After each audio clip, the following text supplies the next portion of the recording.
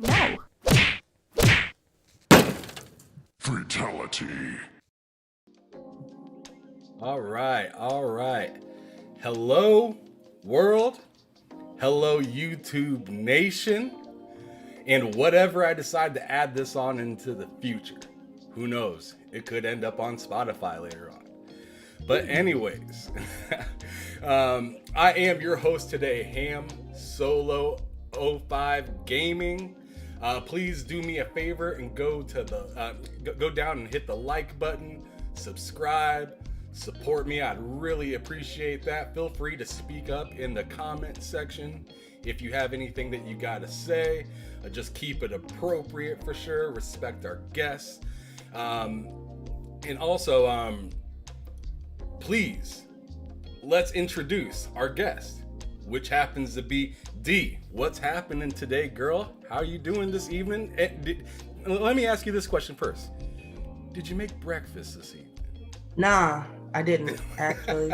I'm very sad, but we just made like chicken fajitas. I did not make breakfast today, unfortunately. Okay. So no breakfast this evening, but I'm seeing it, in the future for sure, because that's your thing. Probably, most definitely in the future. That's what's up. Oh, Matt in the chat, what's up, brother? Thanks for stopping in. Anyways, let's go on ahead and get moving forward. Something I'd like to ask you that I ask everybody on this episode, even though I pretty much ask everybody these questions on every episode because I like the different takes every single person gives. But what gaming and social media platforms are you on so people can follow you or see what you're all about? And this is gonna get wild, y'all, so get your pen and paper out. Check out your girl D. Y'all stay roasting me about this. I am on multiple platforms with multiple names. So I am on Twitch as D Marie B. I am on Twitter and PlayStation at Gingie's Mom. And then I am on Xbox at Kirby Titan. And I think that's it. I don't know my Switch code by heart, but that pretty much covers all the bases. Sadly, I'm never unifying my names, so. Oh man. It is what it is. It's too much. It's too much. That's just how it goes sometimes. Hey, when you get popular in the middle of having all your stuff already together, you're just like, you know what? Just find me on one of them. Good luck. Right. You'll be all right. It's cool. I'm on there somewhere. One of them.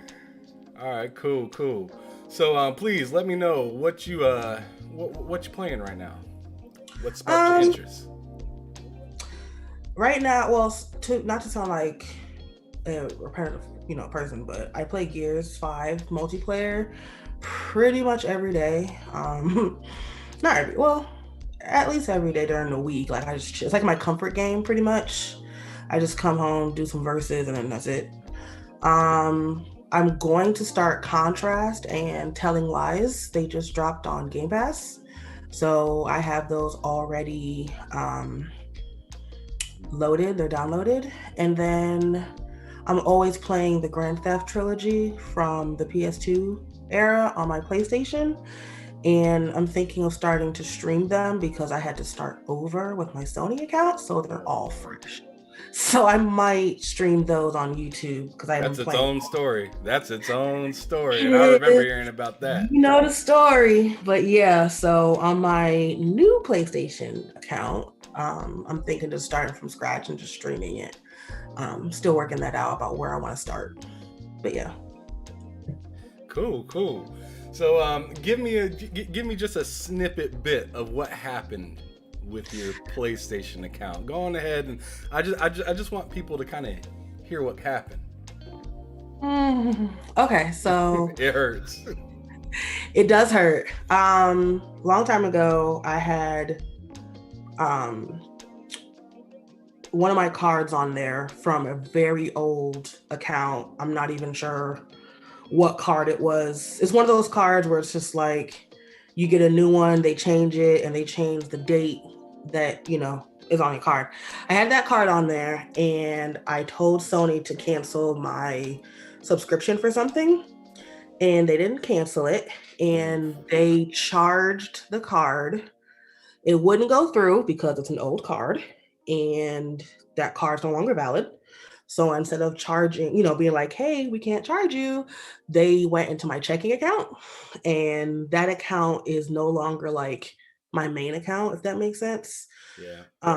It's just like a secondary account that I keep just to keep it. So I went to them like, hey, I asked you guys to cancel this. You didn't cancel it. And now there's a charge for $60. And they were just like, pay us our money. And I was like, yeah, that's not going to work. So I went to my bank about it. And I was just like, so this charge was not authorized. And Sony came back and said, yeah, so you did a chargeback. So we're banning your account. And until you pay us $59.99, your account is suspended. Your account is banned. So I can't log in. I can't add friends on that account. And apparently I can't stream on that account because in order to stream, I have to log in, and logging in I can't do. So that account is completely like, they're holding it hostage basically. They're like, hey, if you want to have us reconsider our decision, you can fill out this form. Well, to fill out the form, you have to log into your account. And I can't do that because it's banned. So they're basically holding my account hostage for like $60. And their reason is I've been rendered services that aren't paid for, even though I asked them to cancel the subscription before they charged me. So I just went ahead and logged into my old account from like 2010 that I forgot the password for. And I'm starting fresh. So It's about as short as you can make that story. Yeah. And I keep Sony did that to your account. That was messed up. And what people don't realize, unfortunately, just as like a PSA, when you have PS Plus, once that subscription lapses, all of those cloud saves are gone and cannot be retrieved. You also cannot have more than one account on a PS Vita, and I have 2 Vitas. So I had to factory reset both of those Vitas, and all of those save files are gone. So I'm not too happy about it, but at the same time, it's just like, I'm not paying y'all $60 to make it right. So dang, they destroyed that joint. Yeah, yeah. Fatality. But the good news is I still have my old account, and all the games that I downloaded are on my PS4. So my new account can access them, because my biggest concern was the PS2 games because they're delisted. So if I didn't have access to those games, I couldn't re-download them, but thankfully they're still there. So close. I put my claws away because I was about to tear them up, because you cannot buy those games anymore, but it's all good. I can use it on my second account. Well, I'm happy you can withstand some of that storm. That's awful. That is a whole lot of awfulness. Yeah. But so all these names that you got on all these different profiles, my favorite one is like one of my favorite ones is your gamer tag that you have on Xbox, because I just thought it was really ironic how you got that. Funny story, and people don't believe me, and I don't know why. Kirby Titan is a Microsoft generated username. I did not make that name. So what happened was, I was on Xbox and I didn't have internet. I was in the dark ages for many years. And then finally in like 2011, we got internet at my house. So, when you first join, they're like, here's your name. And it was like Modern Hacker and some random numbers. And I was like, that's trash. I don't want that. So Microsoft was like, since you're joining for the first time, we'll let you spin the wheel of these names so that you can choose one. And I was like, yeah, Modern Hacker sucks. I don't want that. And I spun the wheel, and the very next name was Kirby Titan. And I thought this shit was so hilarious. I was cracking up. And I was just like, can they see me? Like, I'm not sure. So I thought it was kind of funny. And I was like, you know what? That's it. I'm Kirby Titan now. So Microsoft actually gave me that name. Well, round of applause to Microsoft. Right. That's I what's up. I don't know. Round of applause to Microsoft because they hit it on the head right there. Yeah, I'm like, bro, like that's really crazy. I never had to search for another name, so they actually gave it. That's what's up. Oh yeah. All right. Well, so let me figure out where you got like some of your other names from. This feels like a yellow brick road that we just gonna be walking down for a minute. So where's D from? D, it's my family has actually called me D since I can remember. My full name is Delisa, but no one calls me that anymore. People kept butchering it. So I got to the point where I got tired of correcting people because I correct them. You're gonna say my stuff right. So I got to the point like, you know what, just call me D. It's fine. And now that they call me D, they actually pronounce my name correctly, and I'm like, can you not call me that? Can you not call me my real name? So it actually came from me being called that. It was my nickname since birth. Like it just A came whole out of lot nowhere. less explaining to do is what you like. Oh, just you know the vibe. It's just like Delisa.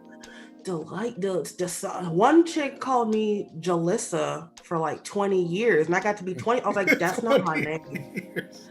It was my mom's friend. She's like, hey, Jalissa. And I was like, somebody else here? So you just let it on slide. You're just like, I just let it slide. And I got old enough, and I was like, that's not my name. So that's where it comes from. People have been calling me D. One manager called me De Luisa, and I'm like, who the hell is that? This a new hire? Who's De Luisa? My name tag right there. So wow, that's where it comes from. And then obviously the name off of your profile, is it Bayek? Go ahead and tell me. It is Bayek. My display name is Bayek Asiwa, which is an Assassin's Creed Origins reference. I've had that name a very, very long time because there was a time where I was just like swapping out names of like my favorite characters. So at one time when I was playing Cyberpunk, I was River Ward, Rusty Shackleford for King of the Hill fans. Rusty Shackleford. I know exactly. His behind the scenes Dale Gribble. So people are like, who is that? I'm like, you're not a real one. You don't know who that is. Don't worry about it. Who else was I? There was one person. Oh, when Ghost of Tsushima came out, I was Jin Sakai. So it kind of just rotates, but Bayekasiwa just stuck. And I've been Bayekasiwa for a very long time. But yeah, I just change it out whenever I'm on my BS. You're like, you know what? I'm changing it. But it's been that way consistently, at least a year now. At least. All right. I think we hit enough people over the head with different names from you at this point. I feel like maybe we should move on to something else. So how long have you been a gamer?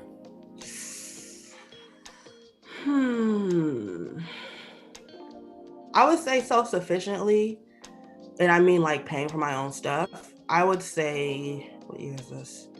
Probably 13, 14 years, but like my interest in gaming has been since I was a kid, so like 95, 96. The thing is though, given like my upbringing, like really conservative, being a girl, I wasn't like, I don't want to say I wasn't allowed to play video games, but it wasn't very encouraged as it wasn't like typical. So I would watch my cousins play. I would, sometimes play when they were like kind of done with it. Like I wouldn't get next, but when they were like, okay, you can play. But I didn't like really get hardcore into it until I started paying for myself and I was able to buy whatever I wanted. But I was playing when I was a little kid, just not as much as I would have liked. So 20-ish years around there. So that kind of that kind of lets me kind of lead into this question, like, why is it so important to you? Like, at what point were you just like, you know what, like, I'm a gamer and that's who I am and I enjoy it and it kind of is what it is? That's a good question. Because there was a point in time where people were like, you play games? I'm like, yeah, sometimes. But then I was just like, yeah, I play. What y'all gonna do? Nothing. Right. That point was probably my early 20s. Because not a lot of my female friends were playing back then. So I mean, they still aren't. I just got different friends. But, it was kind of hard to kind of find some common ground with people. But it was probably my early 20s, late college, coming out of college, that time frame. And it was just like, nah, this is my thing. This is not something that's a fad. It's not going anywhere. I'm consistently interested in it. And that's Yeah. just, what it is. Or early Oh, 20s, I would say. so early 20s is when it got pretty big for you. But at what point were you like, I'm cool with talking online about it. Like let's do some content creation with, like, I see with K Meg, I've been on the show with you a few times on there. Is there any other past that you've been on any shows or anything like that, or was that kind of your introduction to, you know? I did one podcast with my one of my friends on Twitter. It was like 2019. It was pre-pandemic. I know that. And I was just like, okay, that was pretty cool. I actually got to talk to people. I don't really get to talk to people very often at that point. But way back in the day, when I was about 22 or 23, I actually was a writer for like an up and coming gaming website. It was called Digital Noob, and they got bought out by somebody else, and I can't remember what it was, but that was like my first foray. It was like when I was technically freelance, but I got to review games.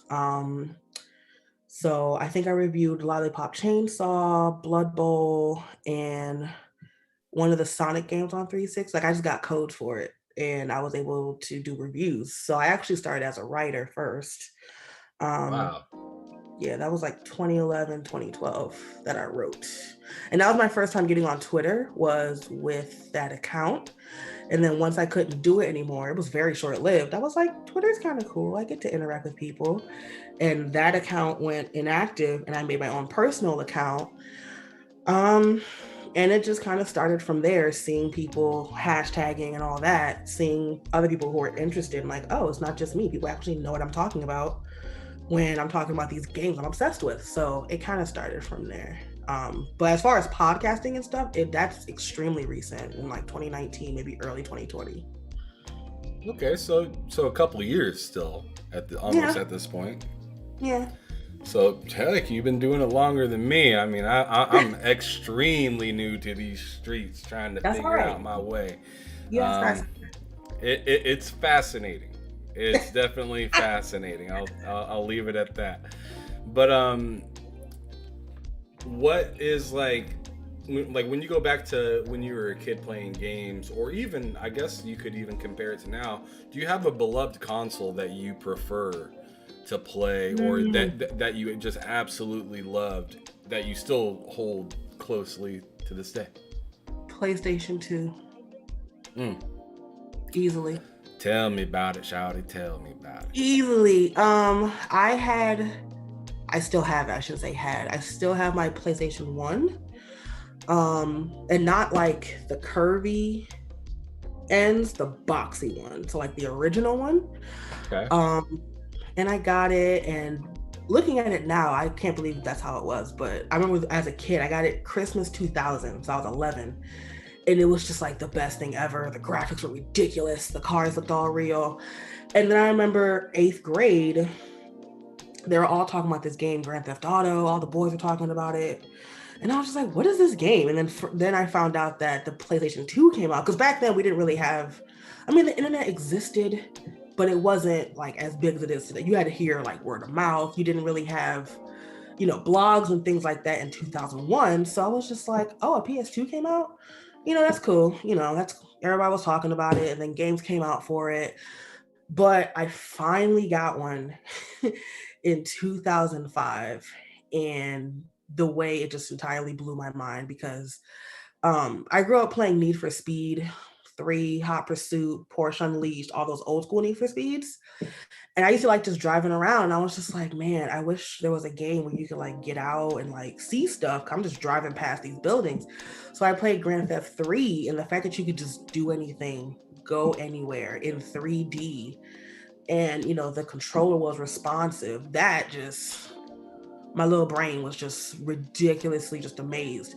So then I went to a different high school, and there were like two more Grand Thefts have come out after that, and I was just like, oh my, like it was just my brain was just blown. And ever since then, Gran Turismo 4, it was just ridiculous. There are so many titles on the PS2. Like, I feel like everybody, if you've ever like encountered a PS2, you have a game where it's just like, bro, I put so many hours on my PS2 with this game. Whether it's a Grand Theft, whether it's a Kingdom Hearts, a Gran Turismo, because I think there were two. Oof. It's just like, Yeah, I remember 3A spec was on there, and that was a big deal. That was a big deal because I was fresh off of Gran Turismo 2, and I played that game. I played that game like I knew how to drive, and I clearly didn't at those times. yeah. But like I was on that game every day after school, and I'd be doing those long ass races. Some endurances. Yeah, those endurance races, getting licenses to be able to buy cars and enter other races. And yeah, I mean, PS2 definitely has a spot in my heart as well, so I totally understand where you're coming from in that. That was a big transitional time for gaming for a lot of people in the world. And then they made the cute little one. They had the big bulky one. Then they had the cute, like, it was the size of like a book, honestly. And it was just like, how did y'all fit all that in this little thing? It was PlayStation 2 Slim, that thing. Oh my god! Yeah, it looked like a little tiny. It looked like a couple cases smashed together. It did. It could fit in a purse because I was traveling back home, or I was traveling back to school in college, and being an idiot. No, I wasn't an idiot. I put it in my carry-on. I didn't put it in my regular bag, but the plane I was going on was a tiny plane, and they were like, "Yeah, we're taking your carry-on," and they broke my PS2. It was bootleg, like the disc wouldn't read unless you put a book on top of it so it would close. And I was so mad. I was just like, this is so bootleg. But I was a college student and I couldn't buy another one, so I was just like, I'm gonna have to rock with it because I can't play it without putting something on top. I was very heartbroken, but good times. Very good times. Oh god. Man, I think a lot of us have a ghetto gaming moment, and that's for sure. I know, like for me, I had to prop the back of my Genesis to keep it turned on, or else like if I just nudged a little bit, the game would like turn off, like flutter and turn off and like restart on me. So I was very, because you had a corded controllers. There was no cordless controllers back then. No, so like you had to be extra delicate. I had to make sure to sit close enough to not. Yeah, because I didn't want to like jerk on a game and then like pull my console to the side and shut off my game. So yeah, you had to be extra delicate, especially if you had a ghetto game, kind of like myself. So the PlayStation 2 is your most beloved console. Is there a specific game that like you just couldn't put down throughout the time, or is there like a certain genre that you just absolutely loved on it that just kept being banger after banger after banger? Believe it or not, the only games I had on PlayStation for a while was the Grand Theft Trilogy and Gran Turismo.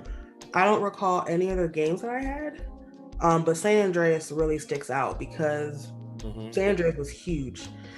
And again, the fact that because I only had the slim PS2, so I went from the PS1 back in the day that was kind of big to 5 years later going to the PS2 Slim and seeing these bigger worlds and all things of that nature, all the things that you could do and see, and it was just like, this is crazy. And I was waiting to leave home because I could not stand being home when I was in high school. So I would just play the game as much as possible. School, closures, all that kind of stuff. I was always playing San Andreas. And by the time I got to college, on my little memory card, I think I had gotten like 580 something hours on San Andreas. So when I think about the PS2, it's really like, I just see it as a San Andreas machine because that's really the majority of what I played. I didn't really get to experience the grand scope of it because I know there's like a ton of games on PS2, but I didn't really experience a lot of them because I was mostly action adventure. So that's like the one game that stands out to me. Um, I played it that much, but then somebody like wrote over my file and erased all those hours, and I was very sad. Yeah, see, like people don't understand this kind of struggle that we went But through just to and keep things just together. to keep things together. And I specifically, it was my homegirl's dude, and he wanted to load my game save because we were going shopping or whatever we were doing, going out to eat. And he wanted to play what I was playing. And I was like, look, I'm going to load this file up. Do not save over it. He's like, all right, I got it. Don't save over it. And I came home and I was like, why are you back at Grove Street? He was like, oh, I thought you said to save over it. I was like, nah, bro. I said, don't save over it. So I was in the Get end out of my game. house. I had all the properties, just money on money on money. And I came back and I was back skinny with no money, back with Sweet in them. And I was just like, I don't want to play no more, bro. I don't even want to play no more. Like, I was so hurt. He really didn't mean to do it. Like, it wasn't with malice. He just didn't. I don't know. But I was just like, it's fine. Mm-hmm. No, ain't no problem. Just the way that you said, and I was back with Sweet. Like, I had all the way to the bottom.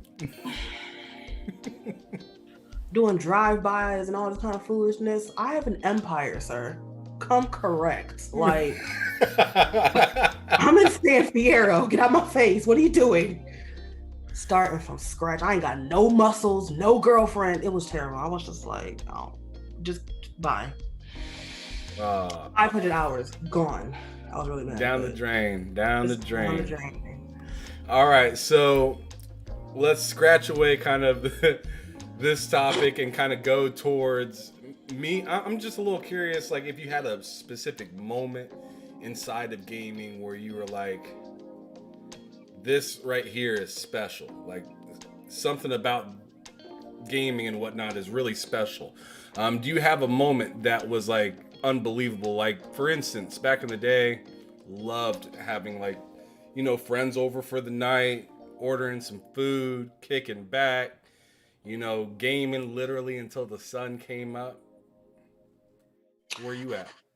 So I unfortunately didn't get to have that experience. I was very much a solo gamer up until I would say recently, the last 5 years. So, you know, I mostly play action adventure games anyway that usually aren't multiplayer.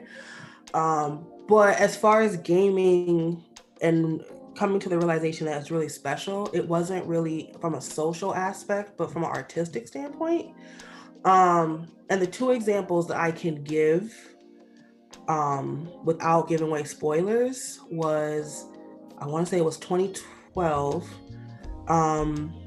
at the end of Walking Dead season 1 with Lee and Clementine, and when John Marston walks out of the barn in Red Dead. Like the feelings when I played those games, I was just like, all right, it's literally a video game, but at the same time, it's not just a video game, if that makes sense. Yeah, like a lot of feelings. when you're watching credits and you're just like, oh my god, like you're just watching these credits like, oh, like, you know, having that reflection, having, you know, those feelings of like being invested, you know, emotionally, mentally. That's now it's just like, okay, because I don't know if you remember, there was a couple years ago, maybe around 2012, 13, I don't remember, there was this internet argument about if games were art, and people were just like, gaming's not art. And it's just like, how? Like, you know, if cinema can be art, telling these stories, telling these perspectives, how can, you know, gaming have the same effect? So it was kind of around that time, especially with Walking Dead season 1, Telltale's rendition. And I was just like, nah, bro, gaming's art. And this season 1 is like the epitome of it. So those two games in particular, I would say. So that's your jam. That's your jam. So now we are up to our game. that we're gonna play. Yeah, so without overthinking, I want you to tell me the first game that comes to your mind when I say the name of the console. Go for it. Does that make okay? Cool, perfect. Don't even gotta ask if it makes sense. She hit No. it. All right, so we're gonna go first with the Sega Genesis. Sonic the Hedgehog. Okay, that was quick. I think. Let's. Oh yeah. Oh yeah. I'm getting for old, sure. but I think that's what it was. Oh, Let's bounce to the original PlayStation. Crash Bandicoot and Gran Turismo. Yep. Good picks. Good picks. Still have it. Looks terrible. Yeah, I mean it doesn't hold up compared to like you pop in Forza or something. That's just not even It, fair. it just takes me back to like sixth grade, so that's why I like, oh my gosh. But that when you look at it, it's just like, dang, this is kind of low rung, but it's all right though. Nostalgia. All right, so the next one I'm gonna go on ahead and shoot for is the original Xbox. Grand Theft 3. That is the only game I've played on it. Grand Theft 3? I didn't have one. I didn't have an Xbox. Oh, okay. Believe it or So you not. just played it in passing. Got it. Well, yeah, I was still in high school, so I couldn't have bought one. So I opted for the PS2 instead. You see, I loved playing Grand Theft Auto on the original Xboxes because you could use your own radio stations and whatnot. Yeah, You could that was customize your music, so that was like jaw dropping for me, and that made me go back to the series and get all three of the Grand Theft Autos just so I could play them and listen to my jams on each one of them. Yeah. I'm willing one of these days to set up my 360 just to kind of go back to that because it was pretty lit. Gotcha. All right, so the next one's gonna be, let's go for it. 360, since you just mentioned it. Grand Theft 4, backstory, I had my PS2 and I was in college and I wanted Grand Theft 4 by any means. So I traded everything I had on PS2 Oof, to yeah. get a 360. And back then, that was 2008. I think the 360 was 169. And the PlayStation was like 3 something. And I was a broke college student, so I was like, I'm gonna have to go with 360. And that was my first Xbox, was the 360. And I did all of that just to play Grand Theft 4. And have you just stuck around with Xbox ever since, or did you go back to PlayStation after you got some money, or you just bounce between the both of them now and you just don't care, or how's it going now? So to be honest, I've stuck with Xbox because of the ease of backwards compatibility. The fact that I can just pop in Xbox discs to my 360 or 360 discs and games to my Xbox One has really held me, like retained me. I always get my PlayStations mid-cycle. The games are usually cheaper then, and the system has gone down in price, and there's been a remodel. So by the time we're 75% into the last gen, the generation, I have both systems. So right now with the PS5 being fresh, obviously I didn't go for it, but I'm thinking 2023 or 24, I'm going to be getting a PS5. Hopefully after the remodel. But I have both. But I've had PlayStation. I want to say I've had every PlayStation system there is. The only exception is the PSP Go and the PSP 1000. The original PSP I didn't have, but I've had the 2000, the 3000, and I've had the Vita 1000 and 2000 and every home console. So I kind of just do both, but as far as primary and my preference, as far as ease and convenience and backwards compatibility, it's Xbox. But I'll get a PlayStation 5 actually. Yeah, but yeah, it sounds like you just kind of bounce around, like whatever is convenient at the moment, whatever is sounding good price wise, you're there, not in a rush to hurry up and spend your money. Kind of like a fool like myself. I mean, I'd be spending my money, I'd be tripping. I I mean, like mean, we were talking in the green room, I already got what was it, Dying Light 2. I'm mhm. excited to play that game later tonight. Best believe I'm gonna be on at midnight when it drops to play it. But yeah, I'll be spending that money, I guess. Yeah, I got burned on spending money, so I've kind of slowed down. Yeah, after So you told me the last few purchases you made, I understand. I'm Full gonna hold price, off. full price on Watch Dogs. And you know what? Ooh. It's my fault. It is my fault because me and my homie, we be texting and things of that nature. And he got Watch Dogs Legion first because I love two. Two, I didn't play the first one, admittedly, but two, I put so many hours into it, had so much enjoyment with it. So when Legion came out, I was already weary about it, about be anybody and all that foolishness. I should have followed my first mind and been like, nah, I'm skipping it. Then my homeboy bought it and was like, wait until there is a sale. You are not missing anything.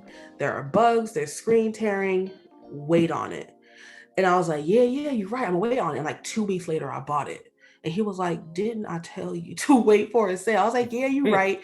And I had all the issues. I had screen tearing, I had the crashing, um, I had random deaths of my operate. It was just so bad. I had every glitch you could have. And I was like, this is why he told me to wait for a sale. And I didn't wait. And even when they optimized it, it still didn't work. I've given it 3 chances. I keep downloading it, deleting it, and re-downloading it. And the last time they were like, online is here. Um, they've done the optimization for current gen consoles. Try it again. So I tried it again, and the load times were still ridiculous. And then I booted up the game and it crashed. And I was just like, thank you, good night, that's it. I wasted $60. It is what it is. And it was really bad. And then Cyberpunk was right after that on last gen. And I was just like, I'm never buying anything full price ever again. You're just getting broke off by these fools Just releasing broken games. I know. And I was just like, this is a sign to stop buying things. And I mean, okay, full disclaimer, I didn't pay for Cyberpunk, but I was still pissed when I first got it. So I didn't pay for it, but I did pre-order it. It was just the fact that it was just like, Watch Dogs are disappointing me. Let me boot this game up that we've all been waiting for. And it was just crashing. I couldn't shoot the gun. It was just bad. So even though I didn't pay for it, I still was like upset. But yeah, I've sworn off buying day Damn. one or at least full price. So this is kind of oh yeah, we ain't even done yet. We ain't even done yet Oh, with the consoles. oh We, shoot. we sitting there getting off hella off topic. My bad. Hella My off bad. My topic. bad. But anyways, My bad. PlayStation 3. What you got for me? Mod Nation Racers. I don't even know what that is. Oh no. So Mod Nation Racers is this cute little make your own cart. Little Big Planet karting did something very, very similar. But Mod Nation Racers on PS3 was the cutest thing ever. You can make your own carts, make your own little mod, your little person.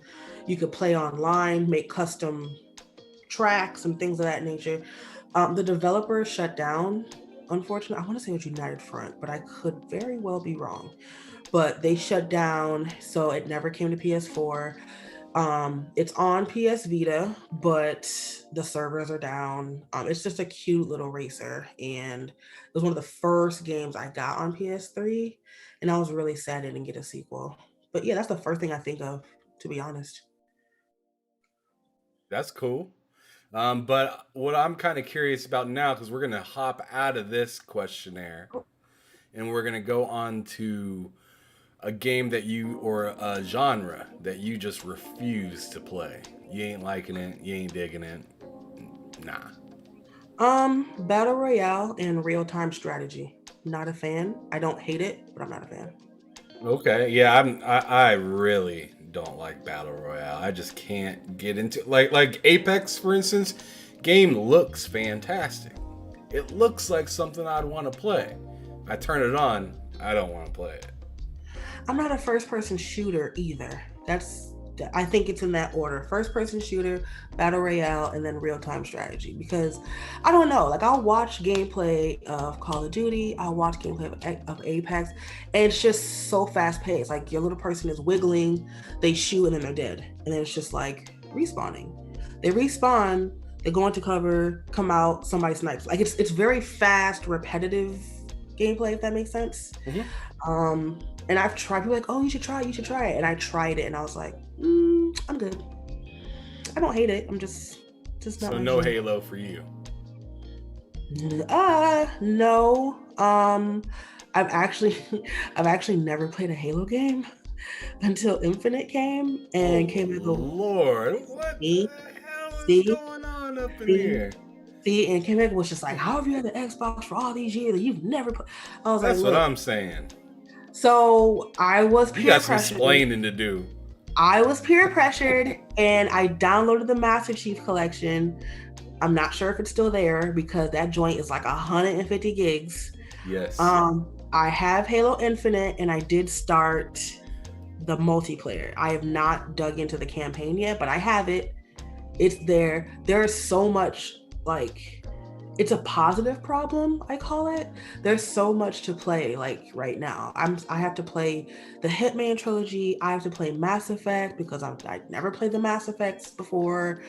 Now I gotta play the Halos. I gotta play the Master Chief Collection. I gotta play the Gears Ultimate Edition. It's just like, it's a good problem to have, but sometimes I feel like, dang, I need more hours in the day because I ain't gonna make it. Because there's so much to play. So Halo it's in the queue to be played, but no, I've actually never really played. I've played like 20 minutes of Infinite multiplayer, so that don't really count. It was fun when I played of it though. I think I had to capture the flag or skull thingy. I was just hiding from people. I ain't gonna lie to you. I just kept finding corners and running away because I know I was doing. But it was Girl, fun. I am ashamed. I'm just gonna have to just stop you. I'm What? ashamed. Never Not the played shit. it. My boy Matt likes games. Really great guy. He was actually my first episode of Oh, Behind Them Sticks. He actually introduced me to who you are and recommended that I yes. bring you onto the show. He is at a loss for words right now for You know the what vibes. you just said. He's in the comments saying, "What did I just hear?" Y'all know the vibes. Y'all know I'll be late with stuff. Come on now. Don't do that. I know you'd be late, but generations. All right, you ain't have to say it like that though. Why you gotta drag me like that? Yeah, I mean, 20 years. Okay, Yes, so dragging. hold on. In my defense, I'm sorry, Dave. I my can't allow first that. system was a 360, and I didn't get I'm that sorry, joint Dave. I can't till allow 08. that. So technically, it's only 14 years. Give me my 6 years grace, because I ain't get a 360. Lord. You asking for? What are you talking about? Give me my 6 years grace. That's all I'm saying. Nah, bro, because it was a first person shooter, and the only game I played that was first person shooter before Cyberpunk was BioShock Infinite. Like first person, I refused to touch until Cyberpunk. And then what was that game called? Outer Worlds came out, fell in love with it, and I was like, let me get used to first person before Cyberpunk comes out. But before that, 2013 BioShock Infinite was the first and only first person shooter I ever played. So it just wasn't my thing. I was very big into third person. I like to see what's going on. So I just really got into it within like 2 years. So that's why I'm like, all right, y'all, I'll get into it because y'all bullying me and I'm gonna get into it because I'm tired of getting roasted. Yeah. Well, it's gonna keep happening until you start getting some. Man, I mean, just go through it on easy mode on everything. If you need some help, But then holla y'all at me and gonna Matt. roast me on easy mode. No, absolutely not. You just gotta get. We gotta get your achievement up in Halo. Just the basic achievements. We gotta get those to you. So maybe holler at me, and me and Matt will have no problem going back through some of those games. But I tell you what, Halo 5 might be difficult to get Matt to try to get back into play because he hates Uh-oh. that game. He hated it. See, now I'm nosy because everybody, when you talk about Halo, you say 5, we're just like, oh my god, Halo 5. It's just like, what happened?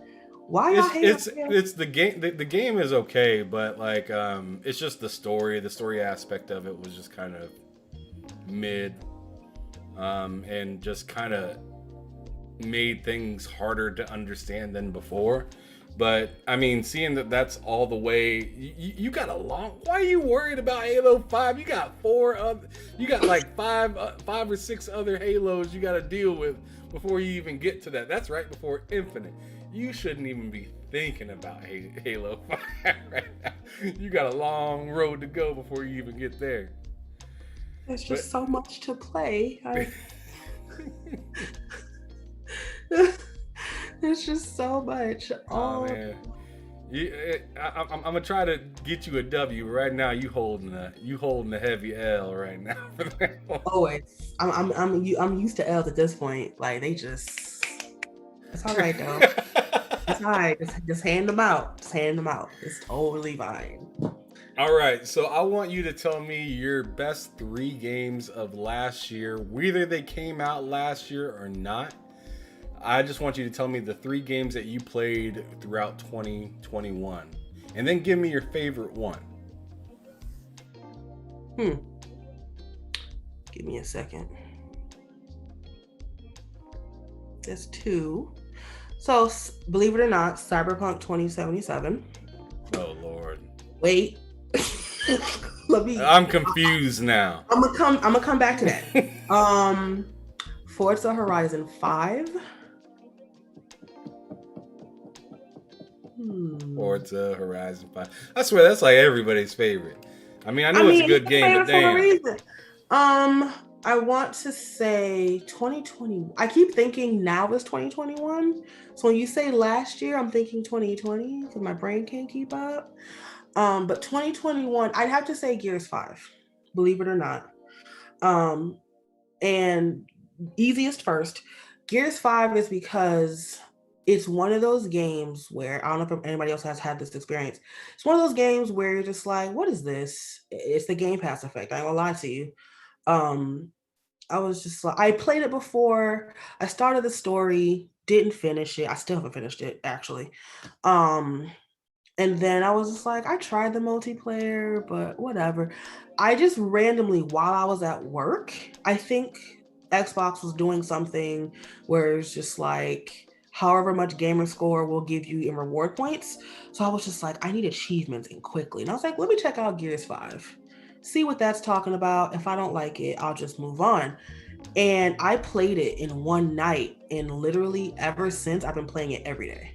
And it just snuck up on me. Like, I didn't expect to really, mesh with it like that. It just completely took me by surprise. And I was like, damn, I like this a lot. And it just came out of nowhere. The story's wild. I didn't even finished the story yet, and I was playing so much online. I was like, wait, I haven't been. So you're loving the online then. I am, believe it or not. That's totally different. That's 100% different. It is. So I've gone into the campaign and I'm like, I really want to take my time with it. But at this point, it's like, all right. Well, there was a point where I couldn't beat it. We were on the skiff just riding around and I couldn't figure out where to go. And I was just like, I'm going back to online. I can't deal. But I passed that part with the ice and all that. So I'm like, okay, let me go back to the campaign. So that caught me completely by surprise. I have so many hours in Gears 5 out of nowhere. Forza Horizon 5 speaks for itself. I played the crap out of 4. I played the expansions for 4, loved it. 5 is beautiful. I'm still playing through. I don't even think I've done 10 races in Forza Horizon, and I'm already at level 98, 99, like my first round of being, leveling up, because just doing just driving around, exploring, there are just so many things to see. So I've spent a lot of time in that. So that's definitely the game I was waiting for all year. Cyberpunk. Cyberpunk is an interesting story. What the hell was that? Cyberpunk is an interesting story because, like I said, I pre-ordered it. Thankfully, I didn't pay for it. I used Microsoft reward points, so it was completely free to me. Unfortunately, I had an Xbox One S when I played it. Mind you, this is fresh off the heels of playing Legion. So I had all the bugs you can think of. I didn't have crashes. You were just getting slapped though. I was just getting slapped. So after Watch Dogs, and they were just like, oh, it's going to be better when we optimize it. I was like, all right, fine, whatever. I'm getting a Series X at some point. I don't know when, whatever. Then Cyberpunk came out, and I was just like, bro. I was so mad. I wanted a refund, but it was free, so I couldn't. So that was the big motivation to getting the Series X, to be honest, because everybody that I knew that had a Series X was like, what problems? I don't have any problems. And I was just like, okay, so you're lying because I'm playing the same game and this is what's happening. So, we would swap clips and I'm like, yeah, that glitched for me. I fell through the world here. My car went on fire for no reason over there. So once we started like comparing notes, I was like, okay, maybe it's the system. And Cyberpunk came out the 10th. I want to say I played it 3 days because I was just like, this is BS. I'm not playing on this system anymore. And I got my Series X on the 19th. So a week and change after. She couldn't wait. I couldn't wait. And at that point, I was just like, screw it. This cannot be my life. I want the Series X. So I got the Series X and it was completely different. It was night and day. I kind of couldn't put it down, to be honest with you. Because the story is good. You can see, where CD Projekt Red was really trying to go with it and what they're trying to do with it. It's a great story. Side quests are, in my experience, were really great. It was just playing on the last gen console for me was terrible. And I beat the game in like 50 hours, something like that. And, when you beat a game, you go on, I go online, look at, because I heard there were different endings. And I started reading all this stuff. And people were just like, you didn't do this? You didn't see this person? I was just like, what the hell? Did I miss out? And apparently I only had one ending available because I didn't do any side quests. So I went back and replayed it and played an additional 100 and something hours. I still haven't beaten it again. I'm still on my first playthrough. It's like 120 something hours. And I'm really nowhere near to like finishing it because there are so many endings. So even though I was pissed off in 2020 when it came out, they redeemed themselves for me personally once I got it on the current gen because it was night and day. The 60 frames alone, I was just like, I've been playing this game wrong for the last week because I had to put it down after like 3 or 4 days. It was bad. Are you going to pick it back up and continue even harder when they release the update for it? I'm gonna keep it funky. I'm not looking forward to that update. And you're scared you're gonna get a Legion Part 2 or something. Not even just a Legion Part 2. I just have no faith in them at this point. And how the game plays for me right now, I'm cool with it. I'm not sure what they're gonna do. I'm scared they're gonna break it. And they keep talking about this next gen patch, and all these news outlets are like, yeah, the patch is coming. It's one person was like, the patch is imminent. I'm like, how do you, like, where are your sources for that? Like, well, they did say Q1 of 2022. So like everyone's thinking, it didn't come out this week, it's coming out next week. And they're going to say that until it comes out just so they can say, I was right. Right. And it's just like, but in the interim, y'all are dumb because you keep saying it's going to happen and it hasn't happened. So me, I'm very concrete. I'm very literal. I need you to say it is coming out March 5th at midnight worldwide. Like, I need a date. I need a time. This whole, oh, it's coming. My brain is like, y'all not doing it. I don't move. Step aside.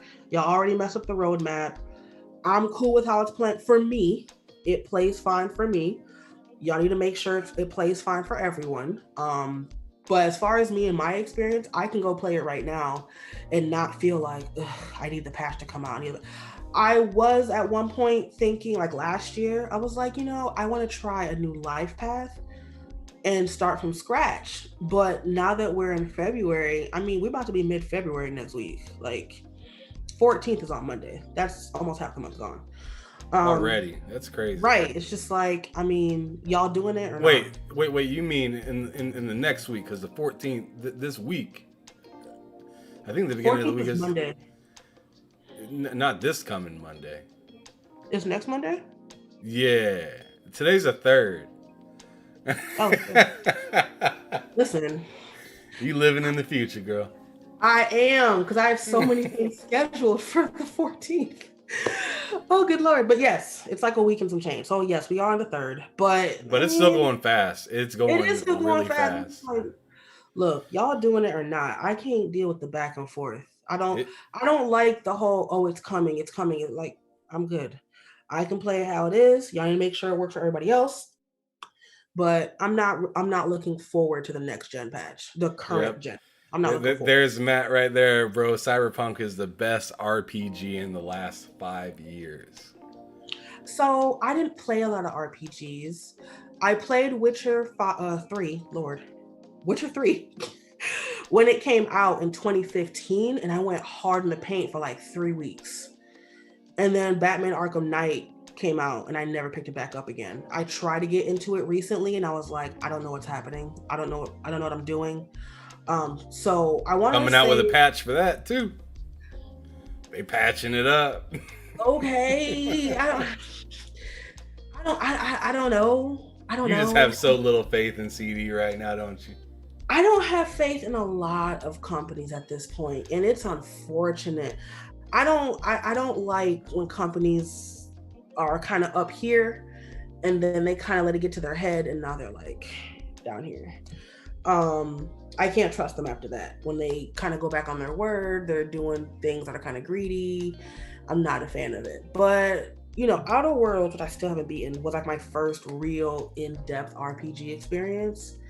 And then Cyberpunk, like all the side quests and stuff, things you might randomly find, it was really engaging and I enjoyed it so much.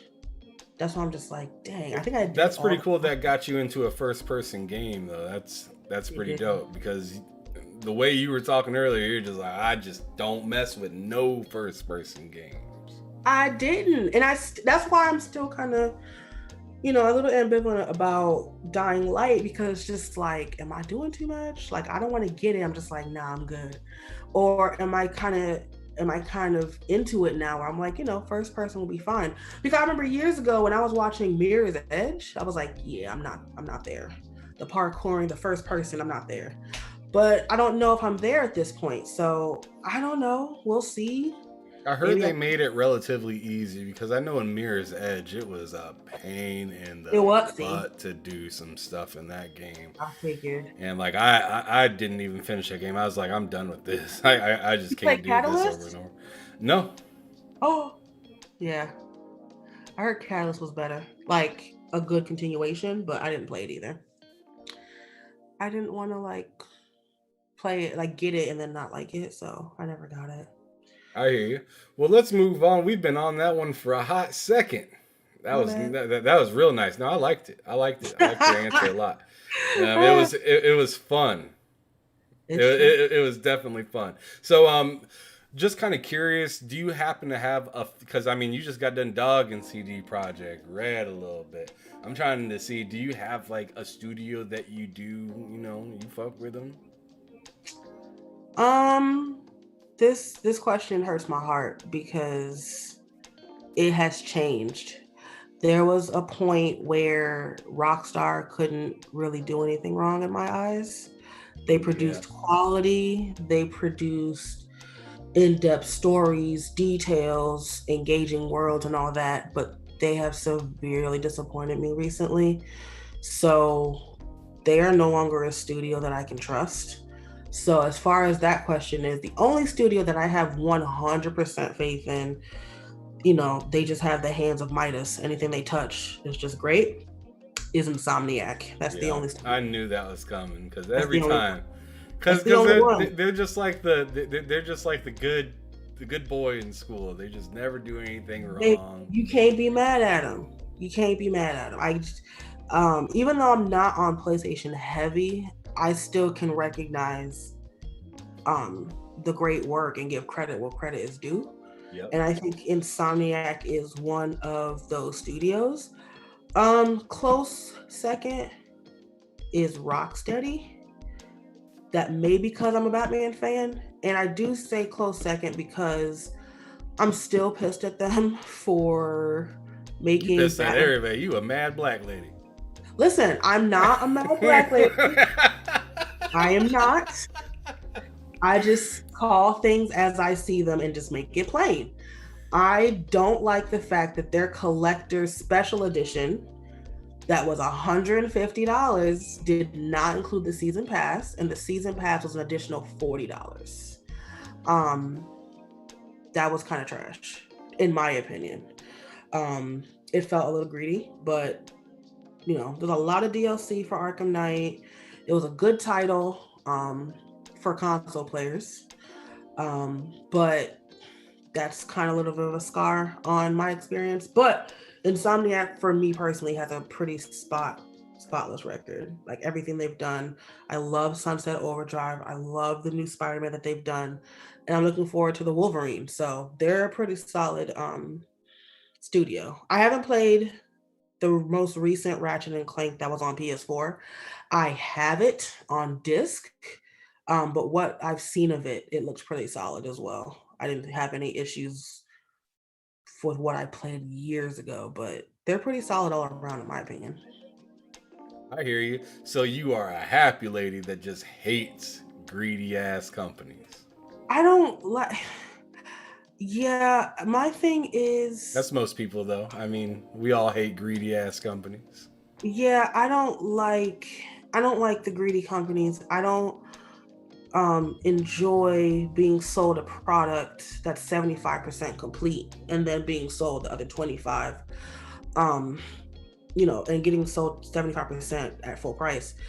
It really kind of hit me when I worked before the pandemic. I worked at GameStop, and this dude came in and he was like, yeah, I haven't been into gaming since either PS2 or PS3, either one. And he was like, what's hot, what should I get? And he told us some of the games that he liked when he was younger.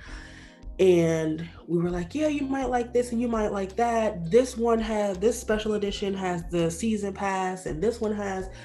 And he just looked at us blankly and was like, what's a season pass? We were like, what? Then we had to explain to him what a season pass was. And we were like, yeah, it's DLC that is not in the main game and they're charging you for it. And he was like, why is it not in the main game? And we were just like, like having to explain it to him. I think he was either in the military or, had put gaming down for a while for, personal reasons. Either way, he was out of the gaming loop for like 15 years.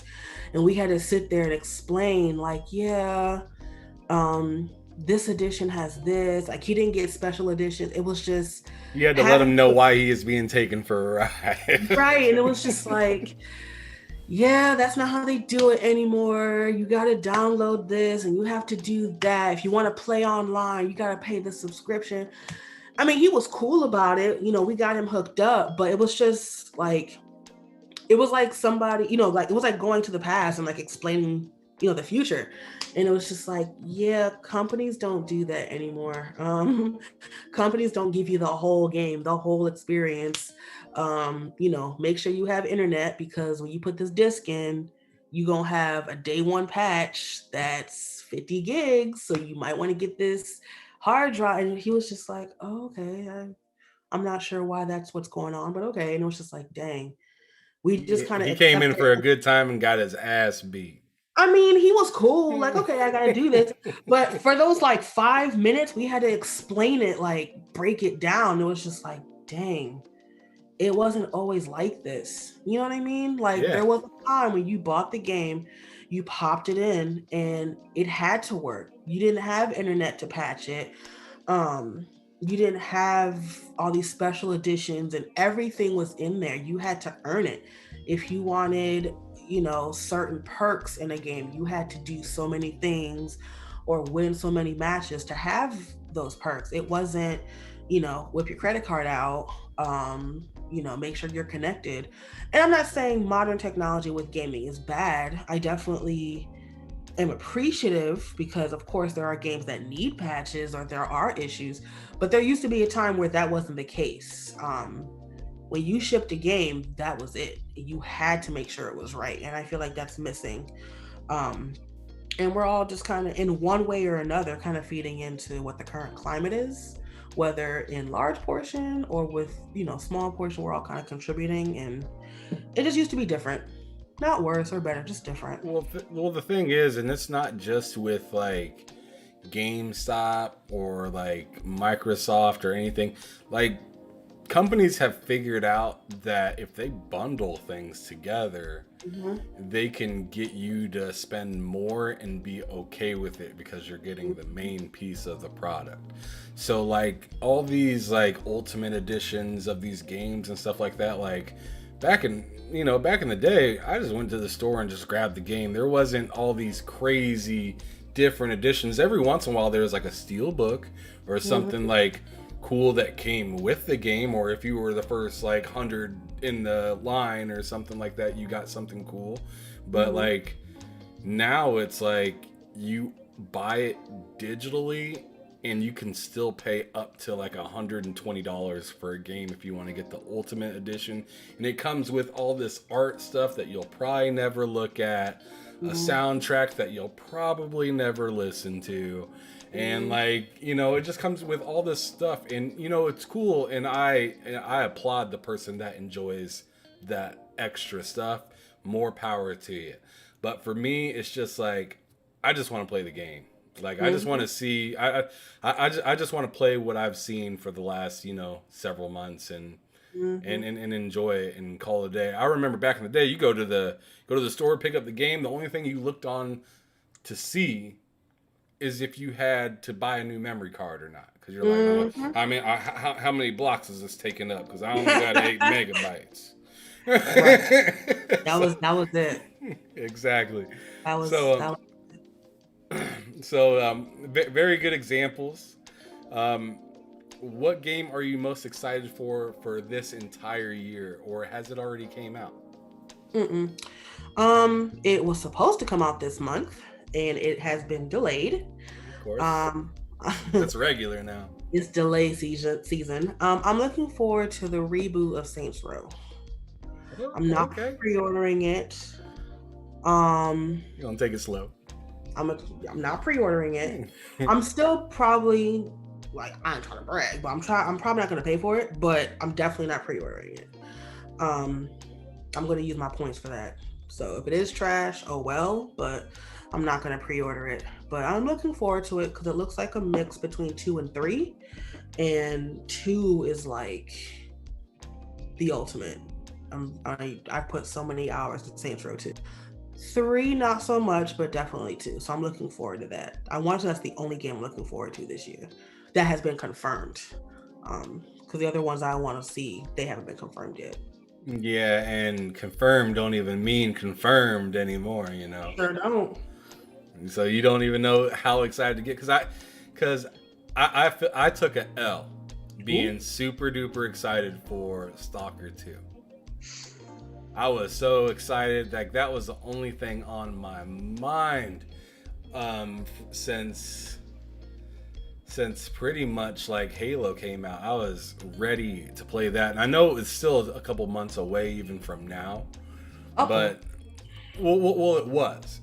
Oh yeah. It's supposed to be April, so it was just supposed to be a couple months away from now.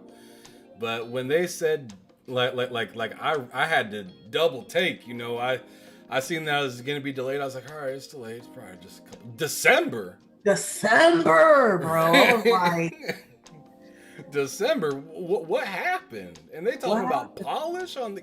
How do you not know this by now? Like that was my take on it. Like, I was just kind of like, first you mentioned this NFT stuff. That's what it is. And then you jump ship from that, and then all of a sudden, like a week or so later, you need to stop everything and push it, not a couple months, but not like weeks. 6-7 months. 10. Well, yeah, from now, yeah. Yes, that's Yeah. on my list. I So think it's not the happy NFT about that. stuff. No, not at all. I think it's the NFTs, to be honest. I think it was ingratiated in the game, and they're seeing the blowback, and they're like, you know what, we're not going to do this, but it was so ingrained in it. They were like, nah, we gotta revamp. We gotta think of something else. I don't know. That's just my take on it. I But I feel think that. I think it was the NFTs, which I don't. Sidebar: I don't understand how all these companies, one by one, are saying they're doing NFTs when they see other game companies doing it and they get dragged for filth. Like, why would you come out after you see another company get dragged for filth and be like, "Yeah, we're doing NFTs"?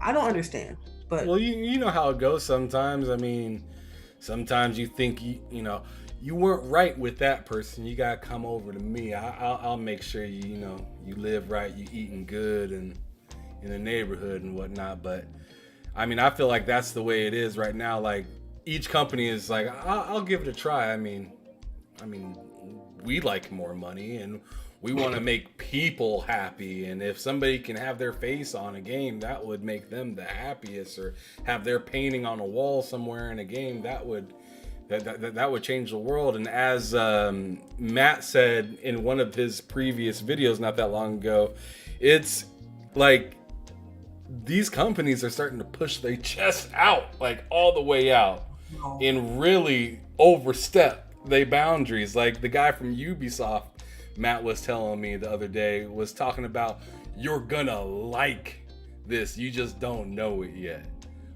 Listen, Wow. I'm already off of Ubisoft for real. Um, I'm just looking at Ubisoft with my popcorn, like, go ahead, because they're making mistake after mistake after mistake. It's just L's. It's a whole line of L's for them, and it's like watching a ship burning and sinking. It's like, oh, there it goes. And it's Well, too bad because, like, I feel like they have remarkable talent where they're at. They just they are like, they're very stagnant and very money hungry to the point where it's like, I feel like you're holding back yourself from success by being so hungry for profits now. You want the profits now, and you'll tell us that you'll give us some quality later, and that's not how it works. You got it's to give us not the quality now, and then we now. give you the profits. And every franchise they have is suffering. Ghost Recon, uh, no shade, but Assassin's Creed. They're pumping out the content, make no mistake. But this is about to be the second year they've skipped. And it's just like, what y'all doing? Y'all keep expanding Valhalla when you said you weren't gonna do it. And it's just like they're just taking L after L. I don't know. Extraction, Rainbow Six, it's I'm just sorry, is Valhalla not expanded enough the way it is? That game's so damn big. I look at that game and I've seen some of the people that play like K Mega and whatnot, and I'm just like, bro, I don't even want to get in that ring. like K Mega the only one, shout out to K Mega. He's the only one that's like, yeah, I beat it and it was great. Every other person, people I don't even know, just like when things trend and you have topics Oh yeah. in your Explore tab, you can just see what other people have been talking about a specific topic. And there are times where, Assassin's Creed is there, Ubisoft is there. And every time somebody was posting that they'd beaten it, they'd gotten the platinum trophy, it was just like, oh my God, thank God it's over. And I'm like, damn, why do I get it. Make no mistake. There have been games I'm like, all right, I'm done. But I'm like, every person I've seen, every person I've personally spoken to, with the exception of K Mega, was just like, yeah, that shit was a chore. It was a drag. I can't. And I was just like, I'm not sure I want to go into a game already hearing and knowing from people whose opinions I, trust. Like, yeah, that was long. It was a bore. It didn't excite me. And I'm just like, yeah, I'm good. Because even Odyssey, I got Odyssey dirt cheap because everyone was talking about it. And I was like, all right, it's $15. I can spare that. I think I got to some other section of the game and I was just like, I have no motivation to play this game. once cutscenes were like, the cutscene would end or whatever, and I would be in control of Cassandra, I'd pick the controller up like, okay, we're back. And I was like, hold on. I shouldn't have that feeling playing a game. And I had to delete it, uninstall it. And I was just like, I'm not buying another Assassin's Creed. I bought Immortals, and Immortals was fine, but it had the Immortals was Ubisoft fun. I love that game. It just had so many collectibles and so many, it was just a lot at the time. So I do need to go back and pick it up and play it, because that one was cute, colorful. The gods were funny. And I was just like, okay, this is cute, lighthearted. I can get into it.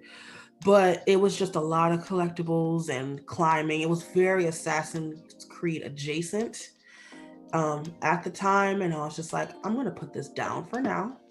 And I just haven't picked it back up. But Immortals is the one game that they haven't kind of burned me with. But I want to say that's the last purchase with Ubisoft that I felt like satisfied with my purchase. That's the last one.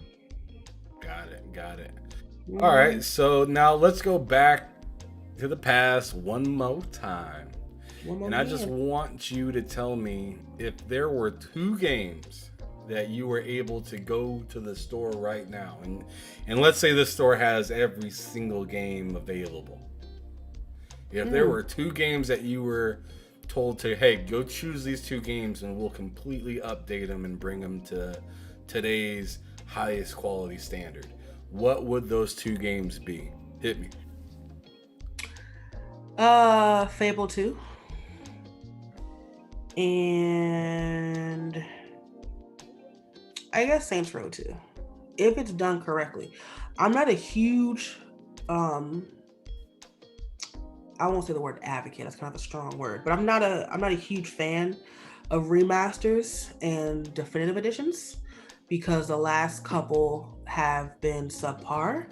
I feel like if you remaster and redefine a game, whatever the hell you want to call it, it should surpass the originals in every positive way.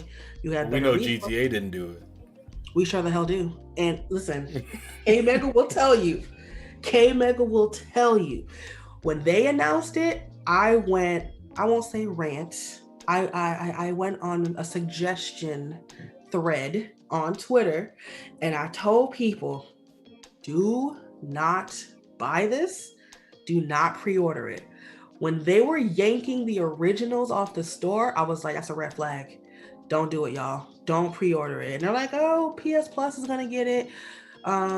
San Andreas is going to be on Game Pass. And I'm like, something is not right. Why would you give, it was weird. I also thought it was weird that why you care so much about the old one if the new one's so good? I told people, I was like, I don't care what you got to do. If you really want to play these games, buy the PS2 on PS4. And a lot of people don't know that program exists, which is really sad to me. That there are PS2 games that are on PS2 emulators on the PS4 that you can buy from Sony.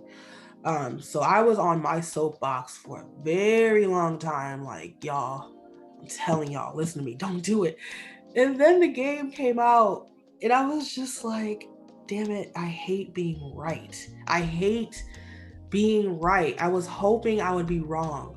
I was hoping it would be the most beautiful thing I've ever seen, and I would drop money on it, because I would love to get those achievements, those trophies, shared clips and all of that. And I was unfortunately right. It was rushed. It was shady. It was the same people who ported the mobile games back in 2014. They changed their name at the last second so nobody would figure it out. It was just a lot of shady dealings. I wanted to blame Take-Two, but at this point, I kind of blame Rockstar for it. But I would definitely do Saints Row 2 and Fable 2 if they were done correctly. I think they'd look amazing with 60 frames, 4K. I wouldn't touch the controls, but just completely rebuilt. I think those would look really, really good. Okay. Got it. Well, simple enough for those answers. I feel like Fable 2 really needs it, though. Like, that game is It's the roughest, and it's the roughest to like process right now compared to the other ones that are out. But for some reason, I mean, to me, it's like something that Microsoft is leaving on the field right now, because everybody loves that game. Everybody loves Fable 2. I personally haven't played it, so I don't know what the hype is about it. But I need to go check it out for myself, because everybody says they love it, but they say it's hard to play right now in the state. Why is it hard? Why is it hard compared to like? Because some of the other ones are like Fable, the original one, I think got the Xbox 360 enhancement to it. I want to say maybe the Xbox One. I don't know. I don't remember which enhancement. There's an enhancement for that one. There's an anniversary for the original Fable, and I want to say either Fable 2 or 3 got the FPS boost, and I want to say it's now. I'm pretty sure it's 3. Yeah, I think it is 3 that got the frame rate boost. My only problem with Fable, not a problem really, unlike some games you can have multiple save files, you can only have one. And if you want another save file, it erases the previous one. So I can't like keep file 1 separate and then, play it again. But I probably should play it again, because my file save on Fable 3 is terrible. Oh, good Lord. I have so many children everywhere and just miscellaneous spouses. I can't keep up. You nasty. I played co-op. I played co-op with a friend, and we walked into like the main like town center, and I was already at hero status, so all these kids ran up to me, and he was new at the game. He was like, "Wow, these are like all your fans." I was like, "Nah, my dude, these are my kids." He was like, "Damn, bitch, why you got so many kids?" It was just every time we went, it was like, mommy, you're back. He was like, "Damn, these are all your kids in every city though? How many kids you got?" And I was like, "I'm not gonna lie to you. I don't know. I don't know. I could not tell you a number. I can tell you the majority of their names, but I've never sat down and like counted. It's at least 15. It's ridiculous. But it's fun. It's again one of those games where 1 week in Games with Gold years ago, sometimes they're just random games that Xbox would just give you, and Fable 3 was one of them. I was like, I mean, if it's free, it's for me. So I downloaded it, and I just couldn't put it down. It was like nothing I'd ever played before. And I heard that 2 was better. I didn't see how 2 would be better, but 2 is better in my opinion. And I like a lot of people agree that 2 is the best. The mechanics and how they I guess the mechanics of it, the ease of it is better in 2. The kids that was the other thing why I stopped playing. The kids are so freaking annoying. They're always asking for gifts, and I have to go look for the gifts. Whereas Fable 2, I can literally just give my kids money, like, here you go. Here's 10,000 gold. I can just give. It's just so much easier. Which, I mean, a hardcore Fable fan like, no, you should be, whatever. But I definitely appreciate 2, because the the user interface is so much more, user friendly. But yeah. Y'all see how D like to procreate. She just be creating them fools and then give them a few dollars and say, "Get out of my face." That's because a video game is not real life now. I have a dog because I can put her in the cage and not go to jail. You hear me? Oh, okay. Here's a treat. But yeah, it really is just like doing things you wouldn't typically do. I especially like it because, my character is, she's white, and then I married a dude that was white, and the village kids are, all backgrounds. So one of our kids is black, and I was like, wait, why didn't the game recognize Okay. I've had a husband, like, while I was having a kid, he was like, "Are you sure this is my kid?" And I was so offended. I was so offended because if you ever play Wow. Fable, like, you go with your husband or your wife, and it's just like, "Oh, look, a baby, oh my gosh, this is so great." And one of my husbands was like, "No offense, but is that my kid?" And I was just like, I don't appreciate you saying that to me, sir. It's wild. The game is wild. It don't seem like it, but it's wild. I Then tried shut to your ass up and get back to work. Right. I tried to turn a hoe into a housewife. That didn't work. Literally, I married like one of the town hoes, and he gave my character a disease, and then he spent all my Oh my money. god. Listen, and I kept giving him money, and the house went into disarray, and I lost the house. It was ridiculous. And you hear it, and it's just like, what kind of game is this? Like, oh yeah, it's an action game. You're like, but you're marrying prostitutes. What are you doing? It's You getting like, diseases from prostitutes and you giving them can't you can money? get diseases. And I was just like, I'm not gonna wrap up. It's my husband. Yeah, he gave me, because what happens in Fable when it's loading, it gives you stats. So it's just like, how many chickens have you kicked? How many houses do you own? And the loading screen was like character STDs, and it was like 8. And I was like, hold on, wait a minute. That's how Hell I found no. out. It was a loading screen that told me, and I was like, that hoe done gave me an It is a fun game.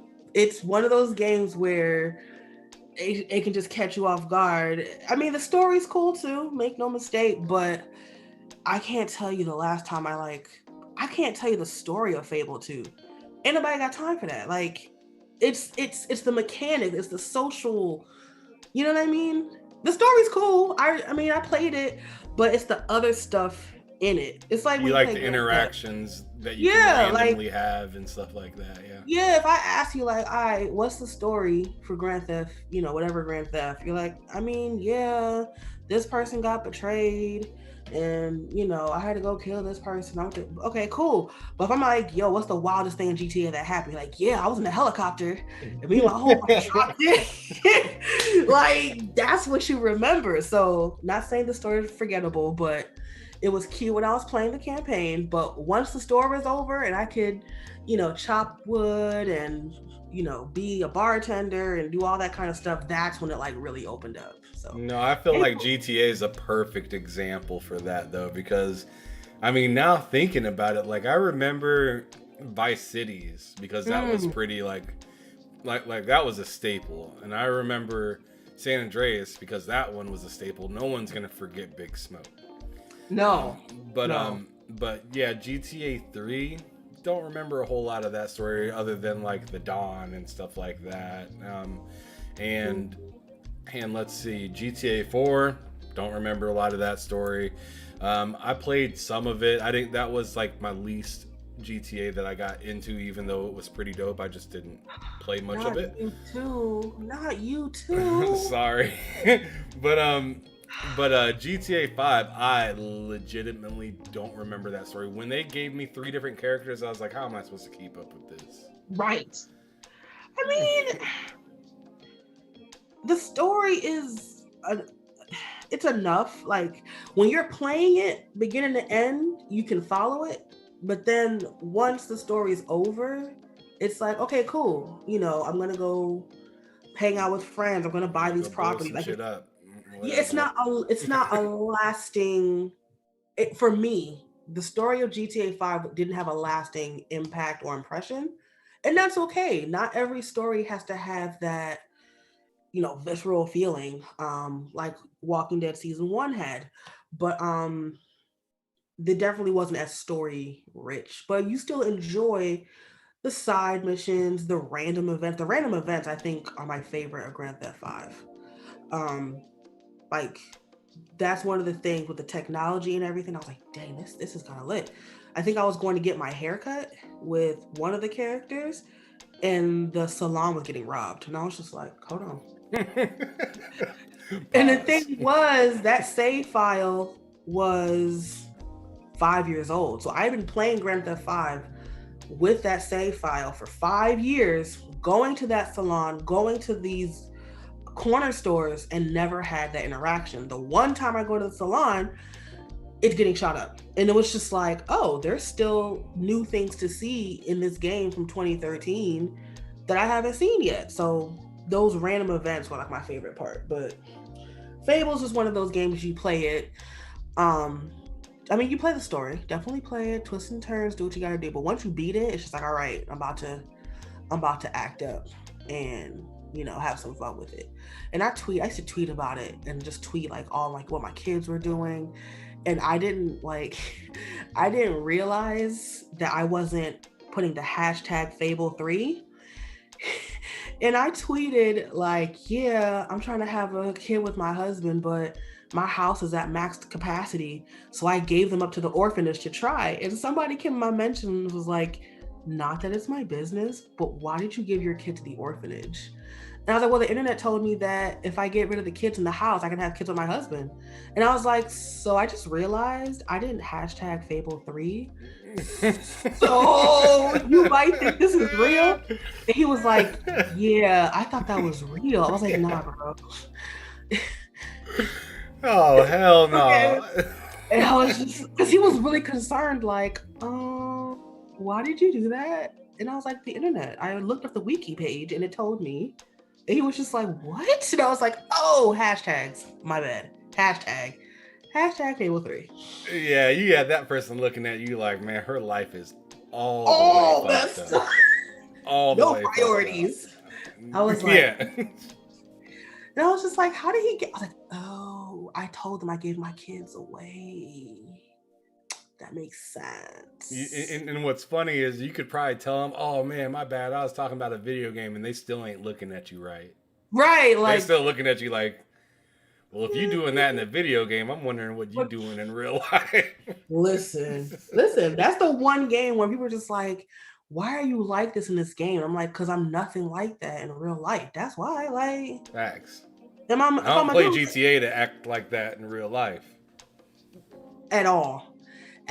Like, even with people are like, oh, I use Trevor to do all. I'm like, I don't really do that. I was that weirdo when I was in high school. Like, real fact, actually, I didn't have a car to practice on when I was driving or learning to drive. So when the book was like, this is how you do a K-turn, I would actually practice it in Grand Theft because I didn't have a car.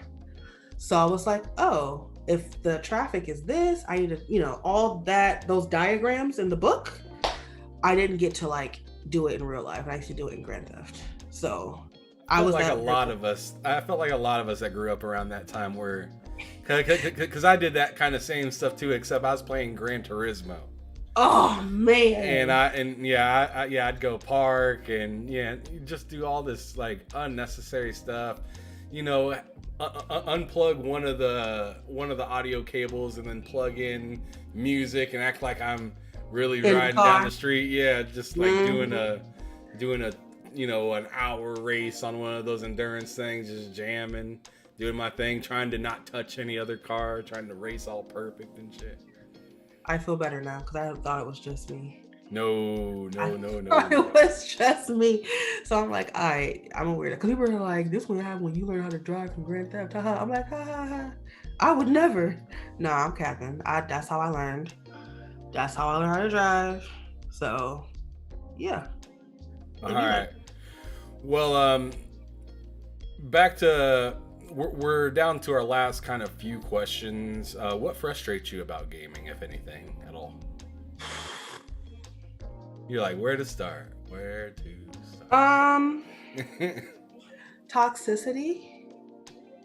And in regards to what though? The communities. Full stop. There's so much to unpack that I don't have time to unpack it, if that makes sense. Being a Black woman on the internet, on Twitter, who plays video games, that right there kind of just encompasses everything. I also am frustrated with the companies where it's, the mindset seems to be pay now, fix later. that frustrates me a lot. And the thing is, a lot of people, like, perfect example is, Battlefield 2042 right now. Even though I didn't play the game, even though I didn't buy it, that's not a franchise. It's a first person shooter. That's not a franchise that, is my thing. I'm still pissed off about it because, it affects people that I care about. And I think nowadays, in this time that we're in, a lot of people have the mindset where it's just like, it doesn't affect me, so I don't care. Or it didn't happen to me, so I don't care. And I'm not of that mindset because a lot of people, K Mega included, shout out to K Mega, were hyped for this. I have friends that were hyped for it, pre-ordered it because, a product was presented and they took the money and it wasn't what they presented. And now they're dragging their feet to fix it, to make amends. And that's just the latest example of what frustrates me with what's going on. And somebody on YouTube said, Battlefield 2042 is like this year's Fallout 76 because there's always something. There's always a headline of something happening. And it's just like, I just wish it could be different. And, these companies could do better. Yeah, absolutely. I mean, it's pretty tough just having to deal with all these companies not like living up to what they're really supposed to be and what they kind of, give us to look forward to constantly. Like, give us this money, pre-order, do all this stuff, go through these hoops, pay an extra $10 for your game. And like, it's like, man, I remember when I paid less last generation, I didn't have any of these issues. So it's definitely a awkward situation to kind of go through at this point with video games. But let's kind of switch it to the opposite direction. And let me ask you what like a dream come true in gaming would be. A dream come true. Yes, ma'am. Like if I just woke up tomorrow and saw a headline, I'd be like, "Oh my gosh, that's crazy," and like be really, really excited. Yeah, like an no, not even that exactly. More or less like what would be something that could happen that would be like insane, like Dreamcast comes back for a second part or something of that like wild ass nature.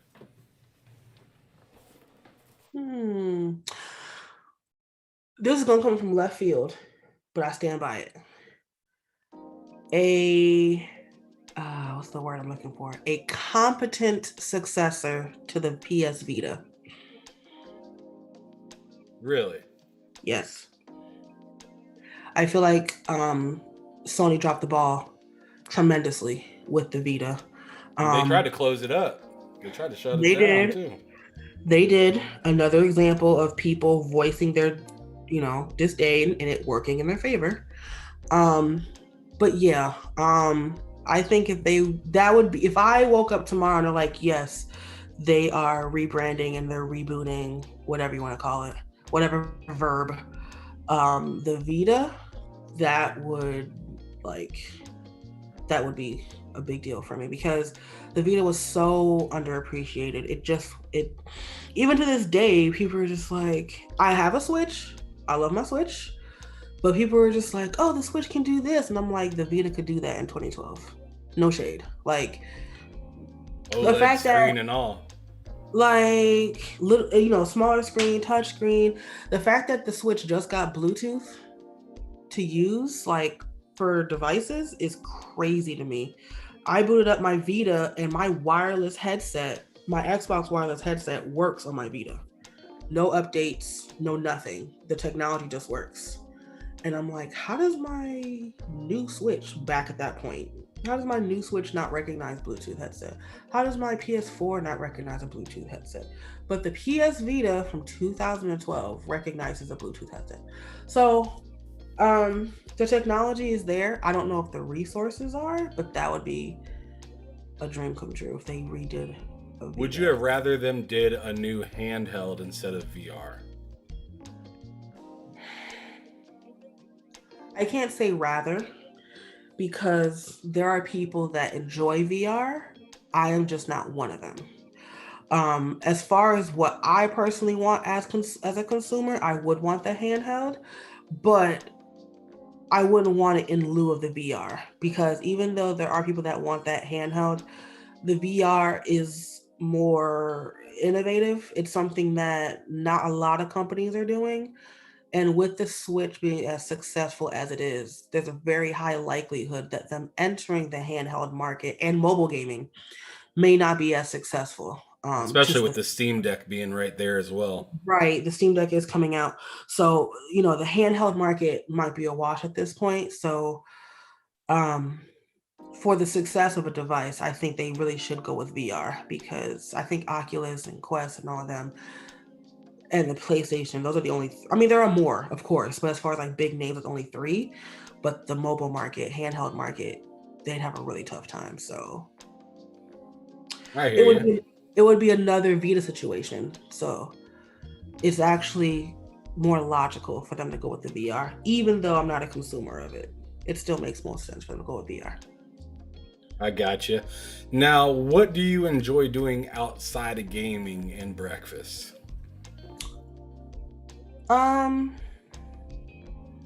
Sleep. So I feel that. Sleep. I like going in my car with my dogs, and I like Murder, She Wrote, believe it or not. I'm really Wow. Old head right there. Oh Lord. I am a Murder, She Wrote, Golden Girls. I am 65 mentally. Like, I can still hear the Murder, She Wrote theme song in my head at this day. Oh, that shit lit. That's because wasn't that the piano? Yeah, it was. And she's riding her bike, and then she's typing on her typer. And then in the later season, she's on her little computer. It's like, ooh, just like that computer. I definitely be bebopping with the theme. I do not skip the theme, even though they asked me to. I'm like, you thought we gonna listen to this? I get my tea. You're like, I need to turn up. Let's go. Turn it up. Like, nah, I be jamming. I get my little blanket. I maybe have a cup of tea with it, and I'm just watching. I've seen all the episodes. I'm just watching it again. I don't care. That's how I do with The Office. So I feel you. I've never seen The Office. You're tripping. Oh my goodness. That's almost as crazy as saying I've never played Halo. Okay. Yeah, we're back there. We're back there. Pressure. I mean, but what do I got to say? I ain't never played. I like I've never completed any of the Fable games. So. But Halo is synonymous with that. Halo is bigger. Halo is bigger than Fable. I'm sorry. Even though when I got Fable for free, I don't think I'd heard of it, but I've always heard of Halo since the beginning of Xbox. So I guess I deserve to be roasted because I still haven't played it. But you definitely you called the dogs on yourself right there. I did. I always do. It'd be like that. All right. Well, here's kind of a fun, random question that I like to ask every episode as well. What's something fun that nobody really knows about you that you'd be comfortable with sharing? Fun. I love how everybody says that when I first ask that question. They're like, fun.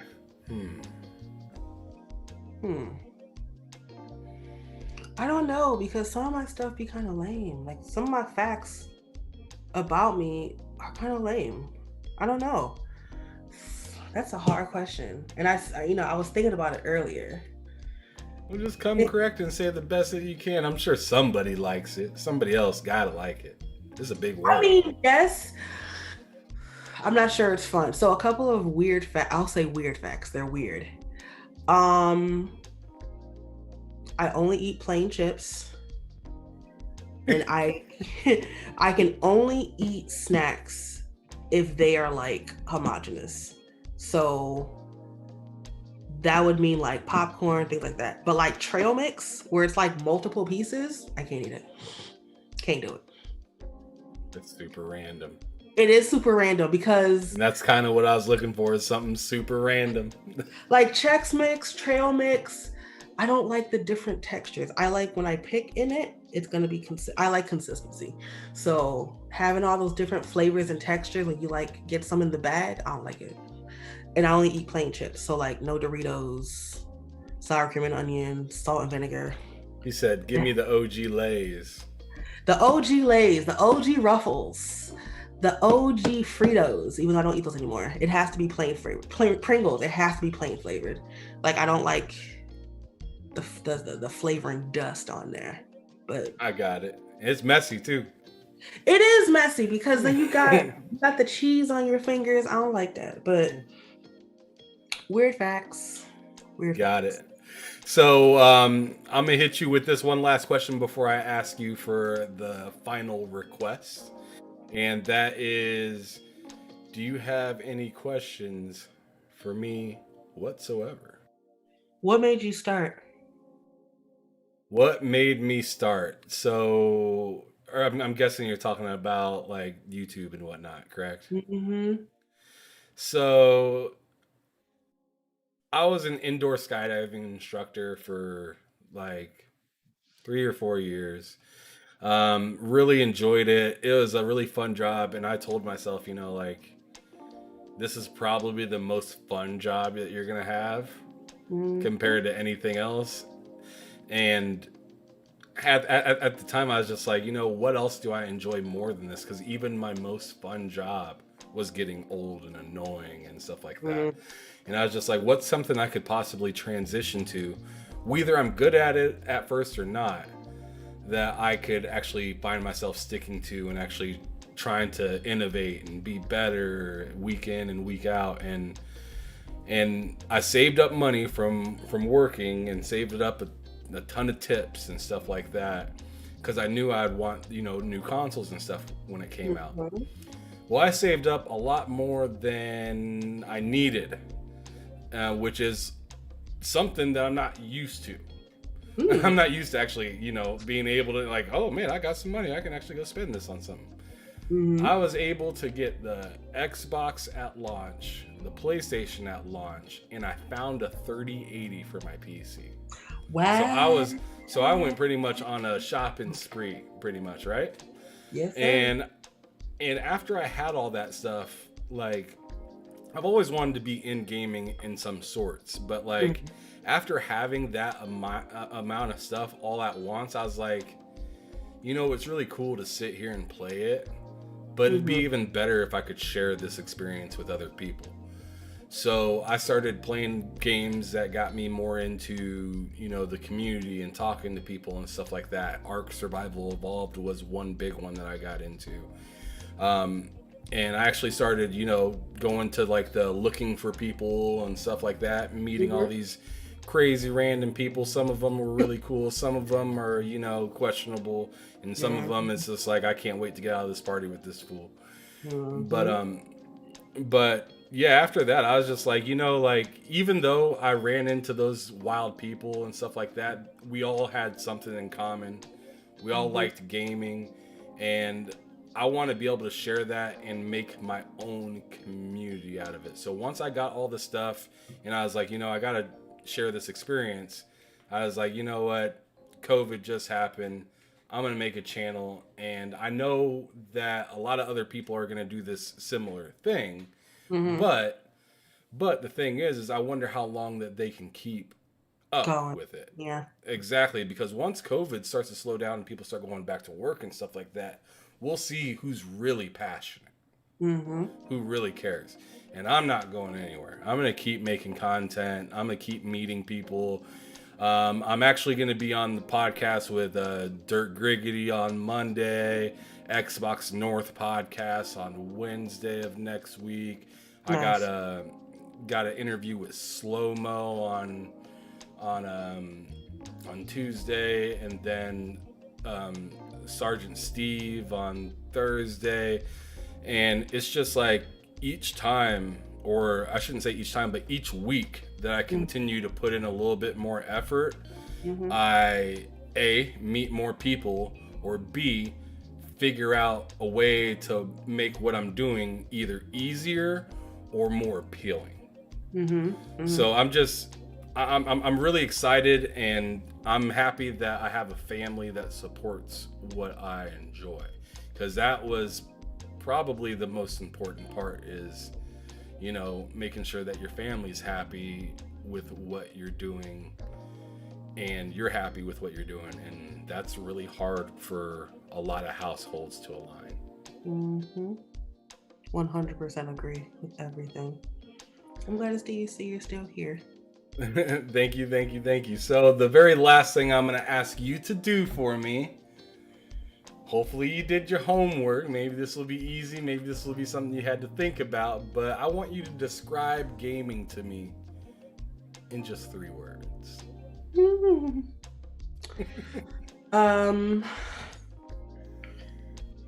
Connecting, expensive, and timeless.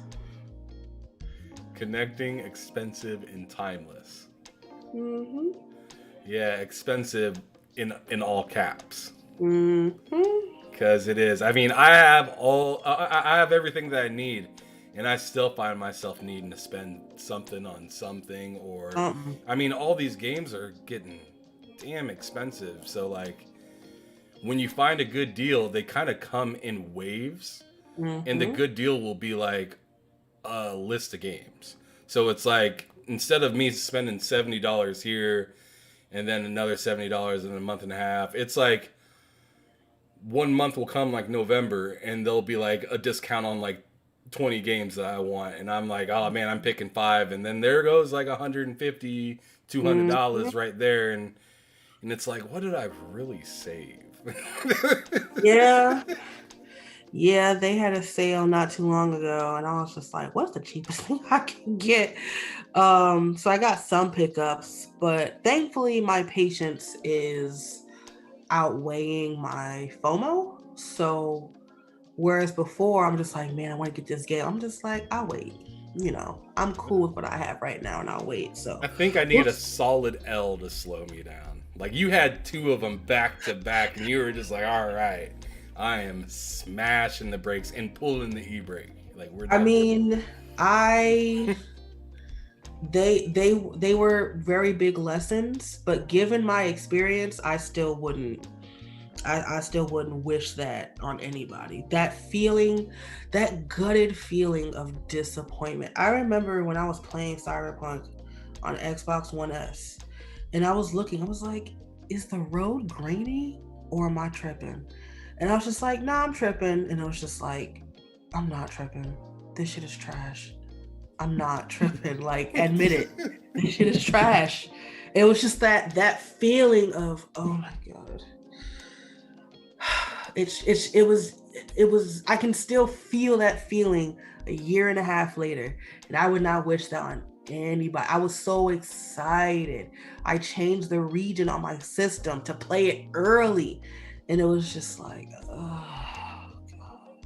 That's painful, because that level of excitement is serious. And I mean, obviously anybody watching this is going to be a gamer, so you know what it feels like to be like, I've been waiting for this and I got it, especially after Cyberpunk, because it was delay after delay after delay after delay, and then you're finally like, it's here. And what made, and I was super pissed about Cyberpunk, because Cyberpunk is the only game in my experience that I've seen go to gold status and then get delayed.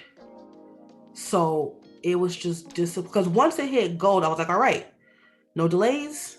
It has gone gold. It's coming out in November. And then they're like, yeah, we went gold, but we're going to delay it. And I was just like, So when the game finally came and it was December 9th, I'm like, all right, they can't delay it now. It's coming out tomorrow. And then to play it, and I was just like, I didn't want to admit it at first, and I was just like, no, this is trash. It hurts to admit. It hurts to admit that you paid that much for an L. It hurt my heart.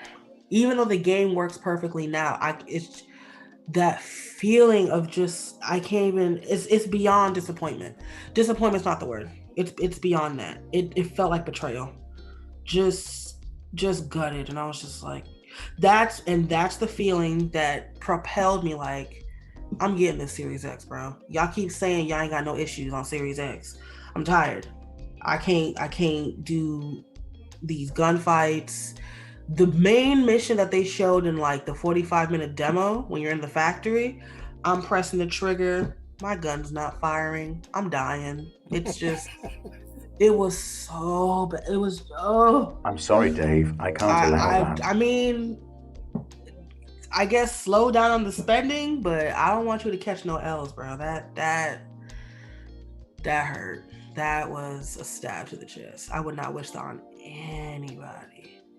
But yeah. Well, maybe then I should be really excited that that Stalker got delayed, because that could have been me, right? It could have been you, but the difference is you could have preloaded it with Game Pass and not worry about that you paid for it. But still, the excitement of it coming, and that's what I said on on GRG. I'm like, I feel like everybody has seen what happened with Cyberpunk, and they're being cautious. Oh, they're scared. They're gonna keep saying COVID until it really is ready. Yeah, they're gonna say, "Oh well, we had to do this, and we had to do it." They saw what they did. Sony pulled it.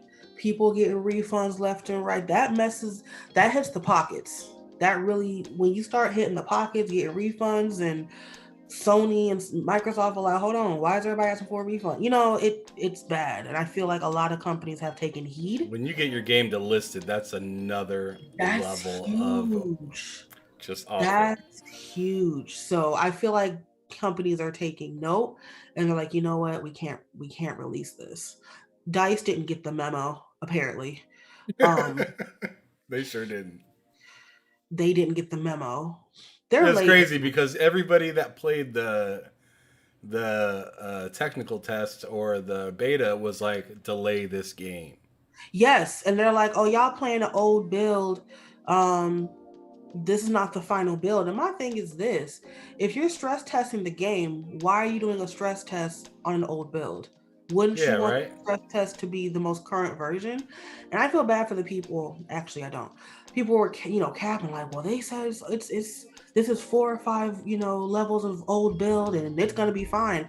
And my thing is, don't look at the words, look at the action. If the game in front of you is playing like trash, and they're saying, oh yeah, no, it's fine, what are your eyes telling you? The game was trash, and it released as trash, and it's unfortunate. And I hope the people that bought it take action. I'm not saying legal, I'm just saying some kind of action, because people have paid $120 for that game, and the fact that the phrase free to play is being floated around, that's ridiculous. Within 60 days of release, that don't make no damn sense. I'd be pissed. Yep. And I mean, I was on the edge. I was on the edge of buying that game, and I played the. See, I felt like EA, or not EA, but DICE did it to themselves. EA, DICE, whatever. But but like, they gave us that tech test, and I was like, this game is ass. Every time I lay down, it's just tearing all over the place. Yeah. And then they gave us the 10-hour trial. Mm-hmm. And that solidified me not buying it. I was like, all right, I can't really get into the games. Well, when the game first dropped, like, I was there, downloaded the trial and everything. Mm-hmm. I couldn't find matches, so I'm sitting here using my 10 hours, just sitting at the loading screen. Oh, wow. And, oh, yeah, and there is a countdown to it as well, so you could see your minutes just dwindling away. And that's terrible. Yeah, no. and the bro that I was kicking it with that bought the game he didn't even want to play it, and I was just like, well, that says a lot. And then Halo came out, and I was like, I'm definitely not buying it. It just is what it is. I mean, we could even sit here and talk about Halo. I mean, we're not going to do that because we got to get moving. But I mean, Halo is in some is in a rough spot right now too, because I'm not sure if you heard today, but they delayed the roadmap to co-op and Forge, because they said it was supposed to be out by the they were supposed to drop a roadmap by the end of January. And it's not January no more. Yep, and then they popped out yesterday or a couple days ago or whatever and said, we have to delay that roadmap. And I'm like, damn, how do you delay a roadmap? How do you delay a road? So I'm just like, man, like, and that has me worried about Xbox a little bit, because it's just like, man, if y'all can't control y'all main, IP right here, like, now y'all got me like doing this. I'm looking at Bethesda now, like, y'all need to carry us because we hurting right now.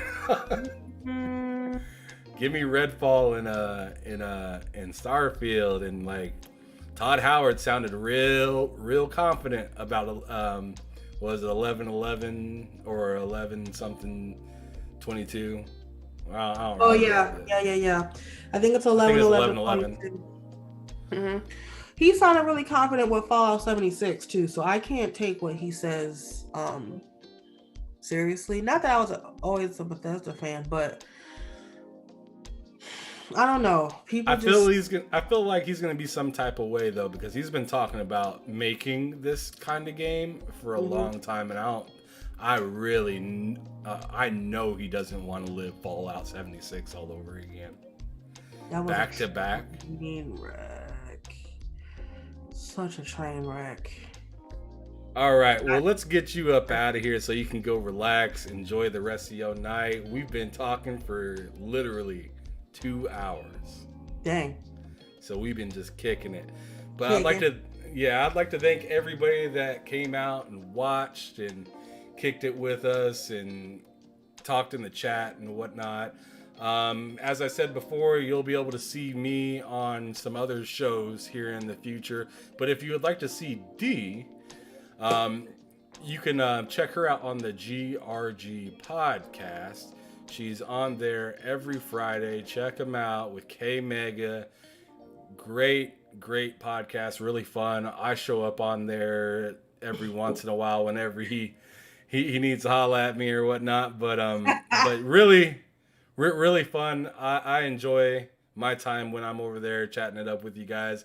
Last week on that show got heated with Mooch and Attic. They were at each other's throats for a moment. That was interesting. D actually had to hop in the middle and say, y'all need to chill. Y'all need to chill. But anyways, yeah, like and subscribe. Do me a big favor. I'd much appreciate it. If you want to holler at Dee and follow her and whatnot, all that information is in the description for you to find. But thank you for your time, everybody. Y'all have a wonderful night.